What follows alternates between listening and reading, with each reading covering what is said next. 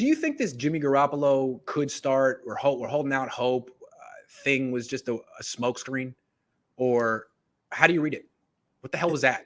Yeah, this is a tough one because it struck me as insanity that we were even talking about the idea of Jimmy starting, right? You hear the saying out there all the time, insanity is doing the same thing over and over again and expecting a different result. And that's what it felt like we were headed towards when we're talking about, well, we'll see if Jimmy can give it a go, right?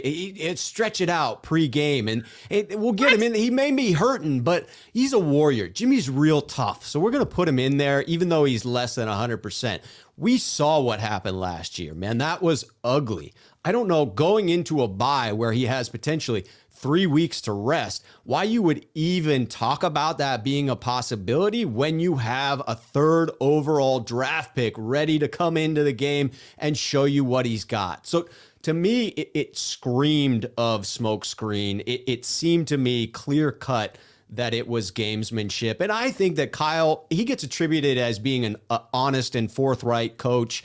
And I think that that's kind of crazy, right?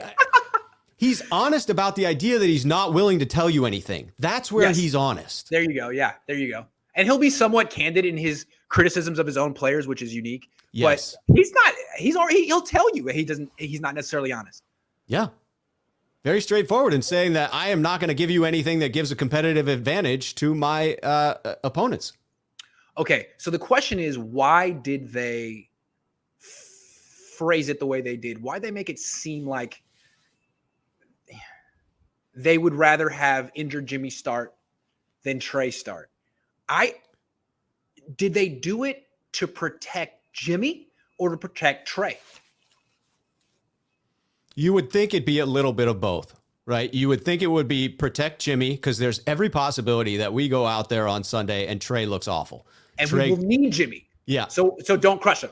You can't crush him. You can't go back to a guy that you were just like, we're bailing on Jimmy. You know, we need help. We're going to Trey. And then, just kidding. Trey's not ready yet. Let's go back to Jimmy again. So you have to set it up such that the low expectations for Sunday are, such that Trey's not going to come out here and light the world on fire. Because then if he does, it becomes easy to say, well, we didn't expect this, but it happened. We got to stick with the hot hand. We thought the timeline was going to be different, but obviously it was going to be his job eventually. And he's accelerated the timeline. Good. That's all. It's all good. Sorry, it's no offense to Jimmy. And we're going to do right by Jimmy. Right. It sets him up both ways. Yeah.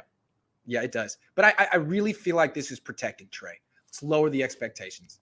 We're not making him our starter. This is not a tryout. This is not a quarterback competition. This is Jimmy's hurt. Trey has one game, and then Jimmy's coming back after the bye. Although I did ask Kyle today, hey, Kyle, do you anticipate Jimmy Garoppolo being healthy enough to start after the bye week? He said, I don't know. We don't know. This is going to go on as long as it needs to. It's going to get very weird.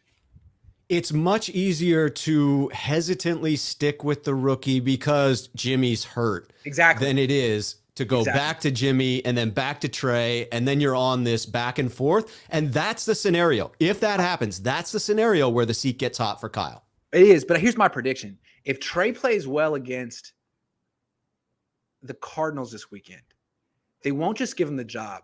No. Jimmy's calf will hurt. That's right. His calf will still hurt. And his calf will continue to hurt until Trey Lance either falls in his face or it'll hurt the rest of the season. What do you think? I think it'll hurt for a couple of weeks. A couple of weeks of Trey excelling.